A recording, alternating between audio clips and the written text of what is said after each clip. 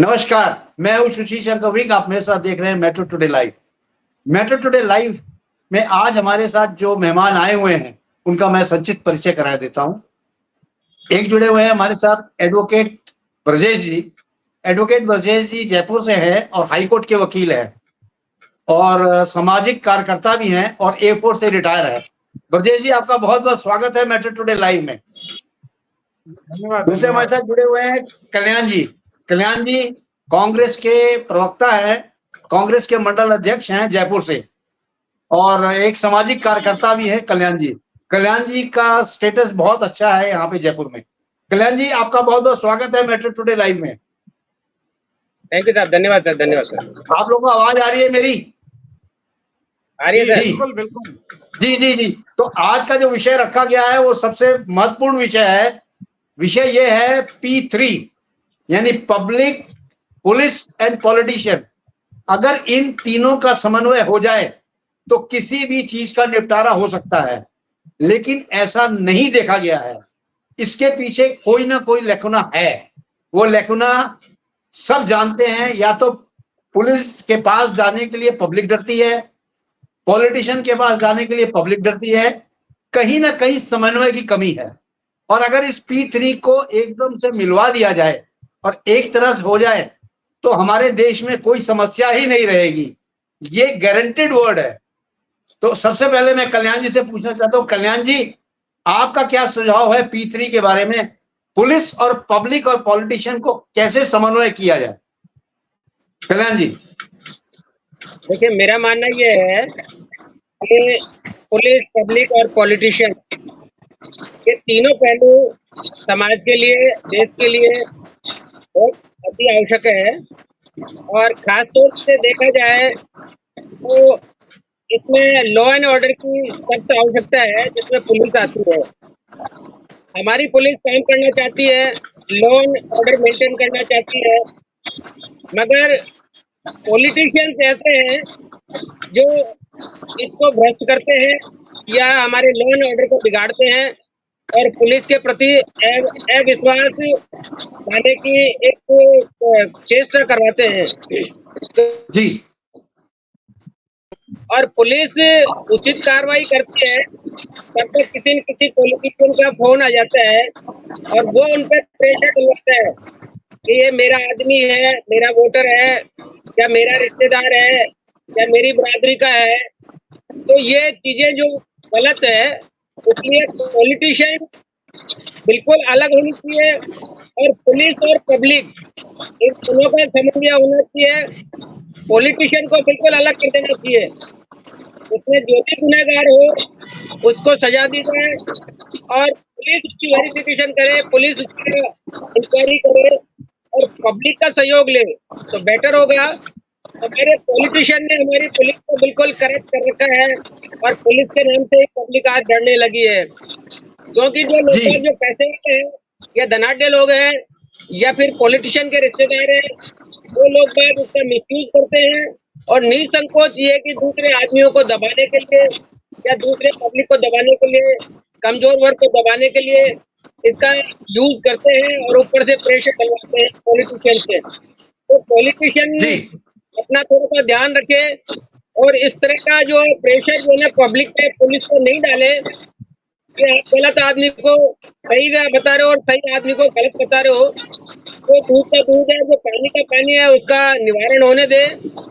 और जैसा कि अभी देखने में आ रहा है, जैसे पार्टी पॉलिटिक्स जो है, ये पॉलिटिशियन ने है, जो लोग बाग देख रहे हैं कि एक पक्ष पार्टी विपक्ष पार्टी वालों को किस तरह से हैरेसमेंट और हताश कर रही है और किस तरह से ये कर रहा है।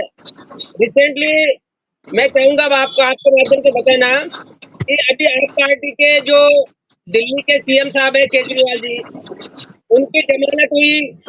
वहां पर कोर्ट में ईडी ने कोई प्रोटेस्ट नहीं किया। फिर दूसरे दिन उन्होंने सुप्रीम कोर्ट में जाकर उनका प्रोटेस्ट किया और उनकी बेल जो है रुकवा दी।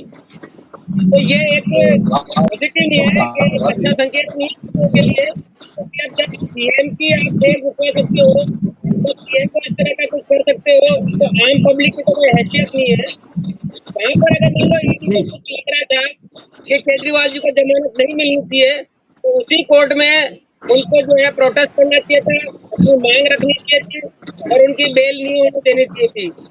तो ये इस तरह की चीजें जो पॉलिटिशियन करते हैं, ये ठीक करे और तो बेहतर होगा, क्योंकि पब्लिक में पुलिस के प्रति विश्वास नहीं है, पुलिस के प्रति विश्वास नहीं है, आम आदमी इससे बचना चाहता है, वो इन सब चीजों में पड़ना नहीं चाहता है। वो तो हाँ वो जानता है कि मेरी सीट कोई मायना नहीं रखती और अमुक आदमी जो है पैसे वाला है या पॉलिटिशियन है, तो वो मेरे को दबा देगा और मेरे को उल्टे केस में फंसवा देगा।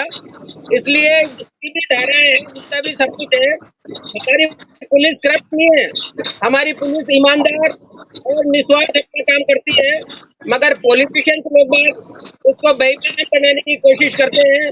तो मेरा तो आपके माध्यम से यही सजेशन है कि पॉलिटिशियन अगर मान लो दूर रहे पुलिस से और किसी भी केस में इंटरफेयर नहीं करे, तो पुलिस को दूध का दूध और पानी का पानी कर सकती है और आम जनता को राहत मिल सकती है और जनता में पुलिस का एक विश्वास बन सकता है और पुलिस और जनता देश में लॉ एंड ऑर्डर मेंटेन कर सकती है। और to sir Kalyan ji, politician public का ही चुना हुआ एक नुमाइंदा है, तो पब्लिक जी का ही नुमाइंदा अगर पॉलिटिशियन है, तो पॉलिटिशियन इस तरह के काम क्यों करता है? यानी कि हम जिस आदमी को चुनाव जिता के भेजते हैं, वही अगर इस तरह का करेगा काम, तो जनता का जो विश्वास है वो पॉलिटिशियन से तो उठ जाएगा।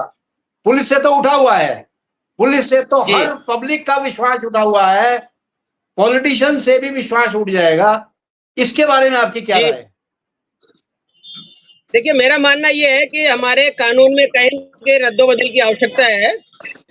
आज व्यक्ति जो है बहुमत देख के और वजन देखकर या पैसा लेकर जीता हुआ पॉलिटिशियन, जीता हुआ नेता पार्टियां बदल लेता है, रिजल्ट आता है, उसके 4 दिन बाद में वो रिजल्ट पार्टी बदल लेता है, 5 दिन बाद में पार्टी बदल लेता है, जबकि पब्लिक ने विश्वास किया किसी पार्टी पर और वो पार्टी छोड़कर दूसरी पार्टी में चले जाता है।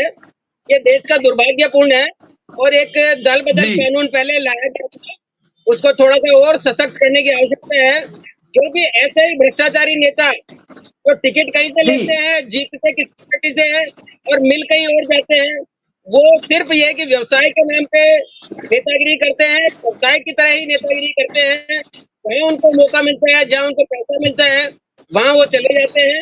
इसलिए आपके माध्यम से मैं कहना चाहूंगा कि ऐसे लोगों का चुनाव निरस्त करना चाहिए, साथ ही पब्लिक को एक इस तरह का मैंडेट आ जाना चाहिए या इस तरह का एक अधिकार मिलना चाहिए, तो जो लोग बाग चुनते हैं वो लोग बाग उसको रिवोक भी करें, वो लोग बाग उसको कुर्सी से हटाने का अधिकार भी रखें। तो इस तरह के नियम हो कि जिसमें 1,50,000 आदमी या 2 लाख आदमी, 4 लाख आदमी दस्तखत करके दे, 10 लाख आदमी उसके अगेंस्ट जाए कि ये आदमी करप्ट है और ये इस तरह की हरकतें कर रहा है, लिहाजा हम इसको अपना नेता नहीं मानते और इसकी जगह दूसरा नेता चुना जाए। तो इस तरह के नियम अगर बन जाए तो देश में शांतिपूर्ण और देश की तरक्की और देश का माहौल सौहार्दपूर्ण हो सकता है। और पुलिस जो है, मेरे हिसाब से पुलिस ईमानदार है, पुलिस मजबूरी बस इस तरह का काम करती है क्योंकि जब उनके ऊपर जो है आईजी, डीआईजी, एसपी, डीएसपी का प्रेशर पड़ेगा तो वो एक हेड कांस्टेबल या एक एसएचओ बेचारा कुछ नहीं कर सकता, वो मजबूरी में अपनी सीट बचाने के लिए, अपनी कुर्सी बचाने के लिए उन लोगों का कवर करता है। अदरवाइज ये पॉलिटिकल लोग बात उनका ट्रांसफर करते हैं, उनको हैरेसमेंट करने की धमकी देते हैं। तो मैं मानता हूँ कि पुलिस को बेवजह बीच में फंसी हुई है, बंदूक कोई और चला रहा है, कंधा पुलिस का है, तो ये नहीं होना चाहिए क्योंकि देश के लिए दुर्भाग्यपूर्ण है। Over to you sir.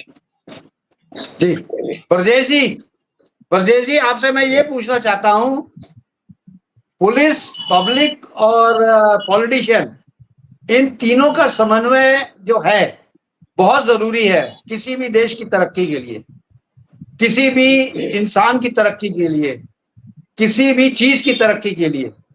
अब सबसे बड़ा चीज ये आ जाता है, आप छोटा सा चीज लीजिए, किसी भी पुलिस स्टेशन में जाने से एक पब्लिक डरता है, अगर उसको एक एफआईआर भी करानी है तो वो डरता है कि पता नहीं वहां जाके मुझे पकड़ लें, मुझे क्या कर दें। सबसे बड़ा और सबसे डर जो है वो पब्लिक में पुलिस का है। पुलिस कानून तो अपने हिसाब से लगाती है, लेकिन बेवजह भी लोगों को तंग करती है। इससे बहुत ज्यादा रोष है पब्लिक में, जिसमें ये देखा गया है कि एडवोकेट्स, आप तो एक एडवोकेट है, आप अच्छी तरह जानते भी हैं कि पब्लिक जब आपको अप्रोच करती है कि भाई मैं यहां बैठा हूं, मुझे पुलिस वालों ने पकड़ लिया है, तो आप लोग जाके उसको रिहाई भी कराते हैं और आप लोग उसको जाके समझाते भी हैं पुलिस वालों को। आपसे पुलिस वाले यानी एडवोकेट एक ऐसी कौम है जिससे पुलिस वाले भी समन्वय करके चलते हैं। तो क्या इस तरह से समझौता करके या मिलजुल के पुलिस वाले पूरे पब्लिक के साथ नहीं चल सकते हैं क्या? इसके बारे में कुछ प्रकाश डालें। जी जी, आपने जो बातें बताई उसमें मैं बिल्कुल सत्य बता रहे हो आप, क्योंकि हमारे जो देश का जो वर्तमान परिदृश्य है उसमें इस जी प्रकार की घटनाएं हमें देखने को मिलती हैं और ऐसा लगता है, और जनसाधारण के दिमाग में एक ही चीज आती जाती है कि भाई हम तो बहुत ही जी जी छोटे लोग हैं, हम क्या कर सकते हैं इसमें। जी परंतु इससे थोड़ा सा हमारा जो हमारी जो व्यवस्था है, कानून व्यवस्था है, उसका थोड़ा सा इसमें थोड़ा क्या पूरा रोल इसी का होता है, कानून व्यवस्था का।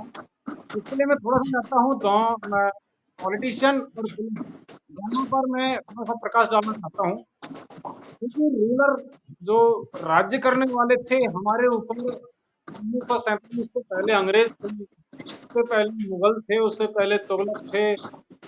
इस प्रकार से हमारे ऊपर जो राज्य करने वाले थे करीब 1200-1300 साल तक देश के लोग रहे। अब कोई भी व्यक्ति राज करेगा तो वो हमेशा चाहेगा कि मेरी जैसी चलनी चाहिए, मैं जैसे चाहूँ वैसे काम करें, और उसके जी लिए वो अपने अनुसार ही तंत्र का विकास करेगा, एक सिस्टम को विकसित करेगा। जो उन्होंने मुगल हो चाहे फिर बाद में अंग्रेज आए, अंग्रेजों ने भी अपने हिसाब से सिस्टम को बनाया। 1773 में फिट्स इंडिया एक्ट आया सबसे पहले भारत को चलाने के लिए, और उसके अनुसार धीरे धीरे धीरे धीरे काफी कानून बनते रहे। लेकिन उनमें सबसे मुख्य बात एक थी कि जो भी कानून बनता था भारत के लिए वो ब्रिटेन की संसद से बनता था, ना कि भारत में। इसका जी तात्पर्य है कि ब्रिटेन में जो भी कानून बनता तो वो ब्रिटेन के हित के लिए ही बनेगा, और ब्रिटेन के हित के लिए बनेगा। तो वो क्या करते थे कि पहले कानून इस प्रकार से बनाते थे और फिर बाद में कहते थे देखो हम अपने मन से कुछ नहीं कर रहे हैं, हम तो कानून के हिसाब से कर रहे हैं, हम उसके अनुसार कर रहे हैं। अब मैं थोड़ा सा पुलिस के बारे में बता देता हूँ। 1857 ईस्वी में हमारे यहाँ पर क्रांति हुई थी। 1857 ईस्वी में मंगल पांडे ने जो बिगुल फूंका था क्रांति का बरेली से, मेरठ से, तब एक बहुत बड़ी क्रांति हुई थी। कई दिनों तक जो है अंग्रेज, ऐसा उल्लेख है कि 36 दिनों तक अंग्रेज भारत में राज नहीं कर पाए, 36 दिनों तक अंग्रेज का राज नहीं था। तो फिर क्या किया इन्होंने, इस प्रकार का कानून बनाया कि जो प्रो क्राउन हो, अर्थात जो रूलर के पक्ष में हो, ऐसे कानून इन्होंने बनाए। एक हमारा दंड संहिता बनाई 1860 में। थोड़ा सा बिल्कुल बड़ी बता देता हूँ, 1857 में क्रांति हुई। तो ऐसी क्रांति, ऐसे इस प्रकार के हमारे स्वतंत्रता संग्राम को दबाने के लिए और उनकी पुनरावृत्ति न हो पाए, इसको रोकने के लिए 1860 में कानून बनाया। हालांकि वो उसके 1834 से पहले हुई थी। दूसरा 1861 ईस्वी में 1861 में इंडियन पुलिस एक्ट बनाया, जिसके अनुसार आईपीएस काम करके नंबर शैली निर्धारित की जाती है 1861 ईस्वी में। तो क्या था कि पुलिस हमेशा उनके पक्ष में रहती थी, क्योंकि जितने भी टॉप लेवल के अफसर हुआ करते थे, वो अंग्रेज थे बाय डिफॉल्ट। किसी भी भारतीय को टॉप लेवल के कार्य में जाने की अनुमति नहीं थी, चाहे वो आपके फौज हो, चाहे पुलिस हो, चाहे जज हो, चाहे आपको कुछ भी हो। टॉप लेवल में किसी भी प्रशासनिक व्यवस्था में अंग्रेजों को ही एंट्री थी, इंडियंस को नहीं थी। और अंग्रेजों ने 1833-34 से शुरुआत कर दी थी शिक्षा व्यवस्था। तो उसके अनुसार जो है सिस्टम बनाया कि वो केवल अफसरों के लिए और रूलर के लिए जिम्मेदार हुआ करते थे। अब धीरे धीरे जब हमारा व्यवस्था बनी सर, तो जब हुआ कि 1947 आया, 1947 में हम जो है स्वतंत्र हो गए। परंतु क्या हुआ, हमारे संविधान में भी ये लिखा हुआ है आर्टिकल 13 में कि जो अंग्रेजों द्वारा बनाए गए कानून और व्यवस्था थी, अगर वो भारत के हित में है तो फिर उसको चलने दिया जाए। क्योंकि हाँ, मानता हूँ इस बात को कि 1947 में देश स्वतंत्र हुआ था, कानून कानून में हमारे पास में कोई व्यवस्था नहीं थी, हमारा कोई ऐसा स्वयं का कोई तंत्र नहीं था, तो हमने क्या किया, अंग्रेजों के बनाए हुए कानून और अंग्रेजों के बनाए हुए डिपार्टमेंट सिस्टम को हमने ज्यों का त्यों अडॉप्ट करके रख लिया। इसमें छोटे मोटे जो ब्रिटिश ब्रिटिश क्राउन, इंग्लैंड, इसकी जगह केवल भारत लिखा और किंग इसकी जगह पर राष्ट्रपति, राज्यपाल, इस तरह के शब्द लिख दिए। बाकी ये छोटे मोटे शब्दों के अलावा कोई ढांचागत बदलाव नहीं किया। जब नहीं किया तो 1947 से तो जो टॉप लेवल के हुआ करते थे वैसे की वैसी व्यवस्था बनी रही, वो बनी रही। तो पहले रूलिंग हुआ करते थे ब्रिटेन के, अब हमारे पॉलिटिशियन हो गए, इनको ये व्यवस्था आ गई। कड़वे शब्द है, इनको ये व्यवस्था आ गई। 1947 से यही व्यवस्था लागू करते रहे, और जब लागू करते रहे तो क्या हुआ कि ये जो व्यवस्था थी, अब कोई भी व्यक्ति अपना कुंडल और कवच, आज के समय पे ऐसा कोई दैनिक कांड नहीं है जो अपने कुंडल कवच, हाँ, रक्षा कवच को दान कर दें। तो पॉलिटिशियन क्यों दान करना चाहेंगे, ऐसी व्यवस्था चलती रही। और इंडियन पुलिस एक्ट के अनुसार आज भी भर्ती होती है। इंडियन पुलिस एक्ट वही 1861 का बना हुआ है आज भी हमारे देश में, उसको हम पढ़ सकते हैं। हालांकि साधारण जी पढ़ने पर कोई पता नहीं चलेगा, लेकिन मालूम चलता है। जी जी तो सर क्या हुआ कि हमारे जो कानून है उनका भारतीयकरण होना आवश्यक था, भारतीय जी व्यवस्था के अनुसार उनका भारतीयकरण होना आवश्यक था। तो ये जी जब जी नहीं हुआ, अब धीरे धीरे जब अगर होगा, तब आज अगर होता है तो 20 साल बाद इसके परिणाम दिखाई देंगे। तो पुलिस जी का काम 1861 के अनुसार होना है। पॉलिटिशियन जो ब्रिटेन के लोग छोड़ के गए थे, वैसे करेक्ट लगभग हो रहा है। अब बात आती है सर कि नेताओं को चुनने की प्रक्रिया। 1947 में जब हमारा संविधान बना था, तो उस समय ये व्यवस्था की गई थी कि एक निष्पक्ष चुनाव करवाने के लिए, एक निष्पक्ष जनप्रतिनिधि चुनने के लिए ऐसी संस्था होनी चाहिए जो स्वतंत्र हो। चुनाव आयोग का गठन किया। चुनाव आयोग ने अभी जो देखो इलेक्टोरल रिफॉर्म्स वगैरह होते रहे, चुनाव सुधार होते रहे, उत्तरोत्तर जो जो सुधार होने से होते गए। 96 95 समथिंग में एक साहब हुआ करते थे, उन्होंने बहुत चेंजेस पैदा किया चुनावी व्यवस्था में, और फिर बाद में ईवीएम आई, और आज भी जो चल रहा है। अब इसमें क्या जी बताता हूँ सर, थोड़ी सी एक जो प्रॉब्लम आ रही है आज की डेट में, ये है कि काफी सुधार हुए हैं हालांकि चुनाव में, इलेक्टोरल रिफॉर्म हुए हैं, लेकिन उन रिफॉर्म्स में अभी एक जो पॉइंट है वो ये है कि कैंडिडेट अपने खुद के खर्चे से चुनाव लड़ते हैं। अब जी खुद के खर्चे का मतलब है सर कि जो चुनाव आयोग ने लिमिट लगा दी है एमएलए के लिए 28 लाख, 50 लाख, 95 लाख, 90 लाख, इतने लाख रुपए यहाँ पर हमारे यहाँ पर जो बीपीएल में परिवार रहते हैं, लेकिन उनको चुनने का तो अधिकार है, वो भी सपने देखते हैं कि मैं भी मेरी उसमें विधायिका में जाऊं। तो वो गरीब लोग जा नहीं सकते, तो कौन जाते हैं, जिनके पास पैसा होता है। इसका मतलब चुनाव किसका हुआ, पैसे वालों का। अब इसमें क्या है कि अगर इसमें सुधार हो सकता है, जो चुनाव है र- वो राज्य द्वारा प्रायोजित होना चाहिए, स्टेट स्पॉन्सर्ड इलेक्शन हो, तब इसमें कोई भी व्यक्ति खड़ा हो सकता है। अब ये क्या है जी कि राज्य द्वारा प्रायोजित, राज्य केवल करवाता है, लेकिन राज्य कैंडिडेट को खर्चा नहीं देता, अपने प्रचार प्रसार, अपनी मार्केटिंग करने के लिए राज्य पैसा नहीं देता, कैंडिडेट खुद ही पैसा देते हैं। तो हर एक व्यक्ति के पास मार्केटिंग का पैसा थोड़ी मिल जाएगा। तो क्या होता है जब इतने करोड़ रुपए मिल जाते हैं, तो विधायक साहब को, सांसद महोदय को जो पहली प्राथमिकता होती है उनकी, वैसे तो कोई भी व्यक्ति हो सर, उस पैसे की वसूली तो करना ही चाहेगा। अब उसके लिए नैतिक अनैतिक, अब पुलिस एक ऐसा सॉफ्ट टारगेट है कि वहां से लगता है उन लोगों के साथ पैसे की वसूली हो सकती है, या अपने लोगों को भरवाया जा सकता है।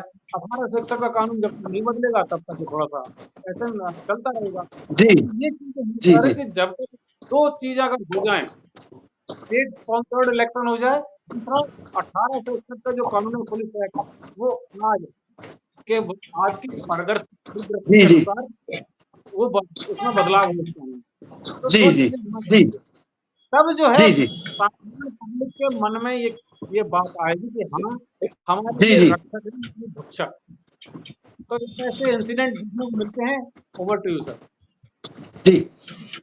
ऐसा है कि जब तक खौफ पब्लिक से नहीं निकलेगा पुलिस का, तब तक ये समन्वय नहीं बैठेगा। हालांकि कई एनजीओज ने ट्राई किया है पुलिस, पब्लिक और पॉलिटिशियन को एक टेबल पे लेके आने के लिए और संवाद कराने के लिए, वो भी सक्सेस नहीं हुआ। वो इसलिए सक्सेस नहीं हुआ, पब्लिक आज भी डरती है पुलिस स्टेशन में कदम रखने से। पता नहीं क्यों पुलिस का खौफ इतना ज्यादा पब्लिक में है, कुछ कह नहीं सकते हैं इसके बारे में। या तो साइकोलॉजिकली है पब्लिक में कि हम पुलिस वालों के पास जाएंगे तो वो हमें मारेंगे, बंद कर देंगे, या हो सकता है पुलिस वाले कुछ इस तरह का कार्रवाई करते हो पब्लिक पे, जो पब्लिक इंसिडेंस लेके जाता है थाने के अंदर, वो उनके मन मुताबिक ना होता हो। तो इसमें सबसे बड़ा जो समन्वय बैठाने का है वो है पब्लिक और पुलिस में। आप पॉलिटिशियन को एक बार अगर आप अलग कर देते हैं तो पुलिस और पब्लिक में समन्वय बहुत जरूरी है। इसके लिए छोटी छोटी चीजें होनी चाहिए, छोटे छोटे निवारण होने चाहिए, और एनजीओस को भी सामने आना चाहिए। प्लस जो हमारे पब्लिक के जो कन्वेनर हैं, जैसे गांव के कन्वेनर हैं, ये वो हैं, उनको आगे लेके आना चाहिए समाज के लिए, इसको दुरुस्त करने के लिए कि आप आओ हमारे साथ, हम चलते हैं आपके साथ पुलिस में, पुलिस स्टेशन में, और इसको निपटाते हैं। क्योंकि आज जो है सबसे ज्यादा इंसान डरता है, यानी पब्लिक डरता है, वो पुलिस से। पुलिस का खौफ पता नहीं क्यों पब्लिक में इतना ज्यादा है, कुछ कह नहीं सकते हैं। हो सकता है कि ये मेरी गलत रीडिंग हो, लेकिन मैंने जिससे भी किसी से भी सुना है वो यही कहता है कि पुलिस स्टेशन में जाके मुझे कोई फायदा नहीं है, क्योंकि अगर पुलिस स्टेशन में मैं जाके अपनी एफआईआर भी कराता हूं तो पहले तो वो एफआईआर लिखते नहीं है, एक सिंपल कागज पे लिख के दे देते हैं, दूसरे बार वो हमसे पैसे मांगते हैं। ये भी प्रूफ हुआ है कि पुलिस वाले पैसे मांगते हैं कि हम ये कार्य करने के इतने पैसे लेंगे। कहां तक सत्य है कहां तक गलत है हम नहीं कह सकते, लेकिन सुनी सुनाई बात मैं आपको बता रहा हूं। ये बहुत बड़ा एक ड्रॉबैक है हमारे इतने बड़े देश के लिए, जिसके लिए सारी जो पार्टियां हैं उनको मिलके सामने आना पड़ेगा और उनको ही कोई कदम उठाना पड़ेगा। कल्याण जी, आप बताएं पार्टियों को क्या सजेशन है आपके बारे में? देखिए, पब्लिक पुलिस और पॉलिटिशियन, पब्लिक पुलिस से डरती है और पुलिस पॉलिटिशियन से डरती है, क्योंकि पॉलिटिशियन जो है पुलिस वालों को ऐसी जगह सेट करते हैं या ऐसी जगह डेप्यूट करते हैं जहाँ पर यह की मोटी कमाई होती है, इसलिए पुलिस बहुत वाले सही, पॉलिटिशियन को सपोर्ट करते बिल्कुल हैं सही, और वो उन्हीं को वोट सही देते कहा। हैं। बिल्कुल, मैंने देखा है कि यहाँ पर जो है चौराहे बिकते हैं, पुलिस स्टेशन बिकते हैं, और पुलिस स्टेशन की एक रेट है कि यहाँ पर अगर आपको एसएचओ बनना है, यहाँ पर आपको डेप्यूट होना है तो इसका इतना अमाउंट लगेगा। अगर करेक्ट, चौराहे पे आपको पुलिस अगर आपको लगना है या चौराहे पे आपको लगना है तो इसका इतना अमाउंट लगेगा। तो ये देश के लिए बहुत दुर्भाग्यपूर्ण है। और सबसे बड़ा तो मैं ये कहूँगा कि हमारे जितने पॉलिटिशियंस हैं ये सबसे बड़े करप्ट हैं और यही देश को बिगाड़ते हैं। जिस दिन हम लोग बात पॉलिटिशियन को सुधारना चालू कर देंगे या पॉलिटिशियन सुधरना चालू हो जाएंगे, उस दिन स्वतः ही ये पुलिस और पब्लिक दोनों सुधर जाएंगे। क्योंकि पॉलिटिशियंस ऐसे लोग बाग हैं वो प्रेशर डालते हैं, पार्टी का नाम लेके, अपनी रिश्तेदारी का नाम लेके, और नहीं प्रेशर डलता है तो दिल्ली से या सेंटर से या किसी मिनिस्टर से और कहीं से उन पे प्रेशर डलवा के उनसे काम करवाते हैं। इसीलिए पब्लिक में पुलिस का भय बैठा हुआ है और वो डरती है कि ऐसा नहीं ऐसा हो जाए, क्योंकि लॉ एंड ऑर्डर, ये जैसा भी एडवोकेट साहब कह रहे थे, ब्रजेश जी कह रहे थे कि 1833 का ब्रिटिश लॉ एंड ऑर्डर बना हुआ है, तो ये पॉलिटिशियन चेंज कर सकते हैं। जब पॉलिटिशियंस अपनी सैलरी बढ़वा सकते हैं, अपने भत्ते बढ़ाने के लिए उसमें अमेंडमेंट कर सकते हैं, या अपनी फैसिलिटीज और कुछ डेवलप करने के लिए अमेंडमेंट कर सकते हैं। तो ये ऐसे जो ब्रिटिश गवर्नमेंट के बने हुए नियम है, ये ऐसे कुछ लॉज बने हुए हैं तो किसी काम के नहीं है। अगर गवर्नमेंट चाहे, पॉलिटिशियन चाहे, तो उसके लिए अलग से कमेटी बनाकर उनकी छटनी की जा सकती है और सर्वसम्मति जी से उसको पार्लियामेंट में पक्ष और विपक्ष बैठ के डिसाइड कर सकते हैं। मगर इनकी मंशा नहीं है, पॉलिटिशियंस नहीं चाहते, क्योंकि पॉलिटिशियन का रास्ता बंद हो जाता है, कमाई का जरिया बंद हो जाता है अगर वो इनको निकाल जी देते जी हैं, क्योंकि ये गलत रास्ते हैं, इनका सहारा लेते हैं वो कि साहब इस लॉ में, इस धारा में ये जो है कमियां है, इस तरह की चीजें हैं और ऐसा कर रहे हैं। तो एक कोर्ट का सहारा लेके, एक हमारे इसका सहारा लेकर वो बच जाते हैं कि नहीं साहब ये तो कोर्ट का है, हम क्या कर सकते हैं, हम तो इसमें बेबस है। ऐसा है तो जितने भी जो 1947 से पहले जो ब्रिटिश लॉ के कानून थे, उनको गवर्नमेंट की मंशा हो और ऐसे एडवोकेट जो जिनके एक बार काउंसिल होती है, तो बार काउंसिल उनको सजेस्ट कर सकती है कि आज की डेट में इन लॉ की या इन नियमों की कोई आवश्यकता नहीं है, क्योंकि ये नियम कानून उस वक्त से बने हुए थे जिस वक्त यहाँ पर ब्रिटिश गवर्नमेंट का राज था और वो सारे के सारे उनके फेवर में थे। वो जैसा चाहते थे वैसा ही नियम बनाते थे। तो आज की डेट में गवर्नमेंट चाहे और एडवोकेट चाहे या कोर्ट चाहे, तो इन नियमों को चेंज कर सकती है। अब तो पोजीशन ये होने लगी है कि हमारे कोर्ट में जजेस भी गवर्नमेंट डिसाइड करती है कि कोर्ट में कौन सा जज कौन सी जगह बैठेगा, कौन से केस कौन से जज के पास में जाएंगे। तो ये देश का बहुत बड़ा दुर्भाग्य है कि आम जनता को सिर्फ एक रोटी चुराने पर 5 साल 10 साल तक उसकी नंबर नहीं आता, उसकी सुनवाई का नंबर नहीं आता, सिर्फ उसने एक रोटी चुरा ली तो। और एक नेता जो है वो करोड़ों रुपए का घपला करके 48 घंटे में जमानत पर छूट जाता है। तो ये सबसे बड़ा दुर्भाग्य है, क्योंकि नियम कानून सबके लिए बराबर होना चाहिए, जो लॉ एंड ऑर्डर है वो सबके लिए लागू होना चाहिए। कि एक करोड़पति नेता है वो 5 दिन में छूट जाता है, और एक जो गरीब आदमी है जिसने रोटी चुराई है, फल चुराया है, या अपनी आवश्यकता की चीजें चुराई है, वो आदमी का 10 साल तक उसका जी जी नंबर ही नहीं आता, उसकी कोई जमानत ही नहीं ठीक होती। तो देश का बड़ा ठीक है बहुत ठीक बड़ा है दुर्भाग्य है। और रिसेंटली अभी ठीक मैं है आपको बताना चाहूंगा कि एक हिट एंड रन केस हुआ था, जिसमें एक करोड़पति फैमिली का बच्चा, नाबालिग बच्चा, 2 आदमियों को मार देता है। उसको कोर्ट जी जी डिसाइड करता है कि आप गांधी जी को इस पे ट्रैफिक पे एक ऐसे लिखिए और घर जाइए। तो ये ऐसे नियम और ऐसे जजेस जो है, ये देश के लिए दुर्भाग्य है और ऐसा नहीं होना चाहिए, क्योंकि लॉ सबके लिए होना चाहिए। और गरीब का बच्चे से अगर गलती होती है तो उसको पनिश उसको मिलता है, वही पैसे वाले को भी मिलना चाहिए। और हमारे नेताओं को खास तौर से इसमें सुधरने की आवश्यकता है। अगर हमारे नेता सुधर जाएंगे तो पुलिस सुधर जाएगी, और पुलिस सुधर जाएगी तो पब्लिक सुधर जाएगी, और जब तीनों जी सुधर जी जाएंगे तो हमारे देश के अच्छे दिन आ जाएंगे। Over to you sir. जी जी ब्रजेश जी, कल्याण जी का ये कहना है कि पुलिस वाले कुछ भ्रष्ट हैं, कुछ नेता लोग भ्रष्ट हैं, जिसकी वजह से समन्वय नहीं हो पा रहा है।